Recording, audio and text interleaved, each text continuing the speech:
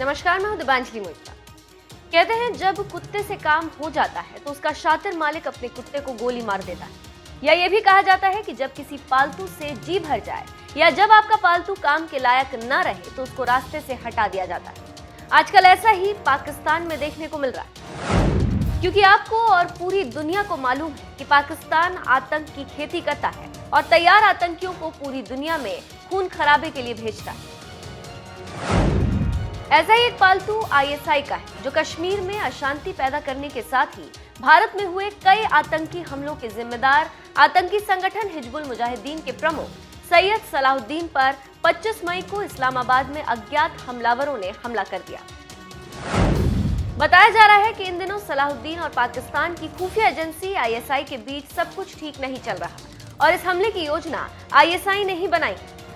खुफिया एजेंसियों के सूत्रों की माने तो मोहम्मद यूसुफ शाह उर्फ सैयद सलाहुद्दीन हमले में गंभीर रूप से घायल हो गया और गंभीर हालत में उसका इलाज इस्लामाबाद में चल रहा है।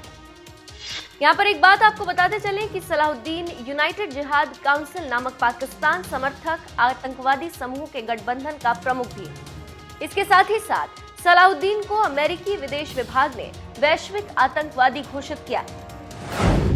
खुफिया एजेंसी की माने तो इस्लामाबाद में 25 मई को हिजबुल मुजाहिदीन परिसर के पास उस पर हमला किया गया और यह हमला आईएसआई ने कराया। विशेषज्ञों की माने तो यह हमला सलाहुद्दीन को मारने के लिए नहीं, बल्कि उसे और उसके आतंकी संगठन के सदस्यों को एक संदेश देने के लिए किया गया, ताकि आगे से मालिक की नाफरमानी याद रहे। अगर कोई पालतू कुत्ता इस तरह की नाफरमानी करेगा तो उसका हश्र भी ऐसा ही होगा। यहाँ पर एक बात बताते चलें कि सलाहुद्दीन और उसके आईएसआई हैंडलर के बीच पिछले साल अगस्त में जम्मू और कश्मीर से अनुच्छेद 370 के हटने के बाद से फासला बढ़ना शुरू हो गया।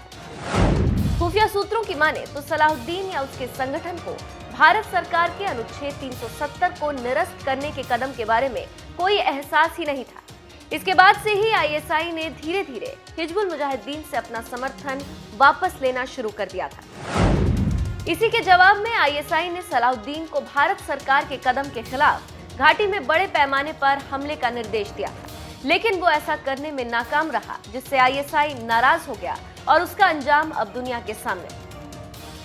तो आप समझ सकते हैं कि कैसे पाक आर्मी और आईएसआई अपने पालतू गुर्गों से काम लेता है और अगर काम के लायक नहीं होते तो उसे कैसे हटाता है।